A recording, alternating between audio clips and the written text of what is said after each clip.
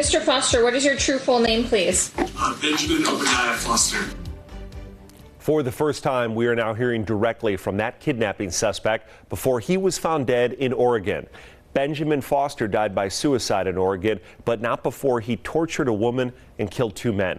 As our 8 News Now investigators reported earlier this week, Foster was convicted on similar charges right here in Las Vegas. We've been covering this story with 8 News Now investigator David Charnes, now here live in studio with the video that David has uncovered. Well, Brian, it certainly is eerie to hear the voice of a man who police say tortured a woman he met on a dating app and then killed 2 men. Now, before that, he was living and working here where he held a woman captive for weeks. Mr. Foster, what is your true full name, please? Benjamin Obadiah Foster. Benjamin Foster appears here in this Las Vegas courtroom in 2019 on kidnapping charges. Do you understand the charges against you?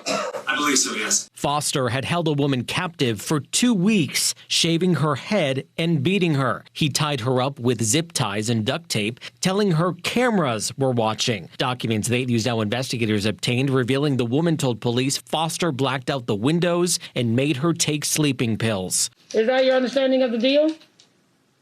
Yes, Your Honor. The woman was able to escape when she convinced Foster to allow them to go to a grocery store. Foster took a plea deal in this court hearing from September 2021. The Elford plea meant Foster did not admit guilt, but agreed prosecutors had enough evidence to convict him. Is there anything you want to say? I'm going to give you the sentence that you guys agreed to.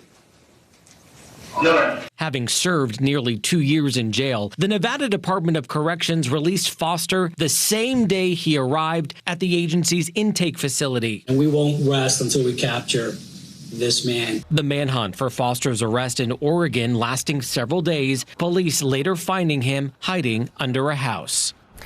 Now, the kidnapping survivor here telling police Foster's mental health declined after he was fired from his job. Police in Oregon telling the Associated Press it was, quote, extremely troubling. Foster was released for credit for time served, but that was the stipulation of that plea deal. I'm David Charnes, 8 News Now. David, thank you. Now, police in Oregon say Foster's kidnapping victim there is stable. At last check, she was in the hospital in a coma.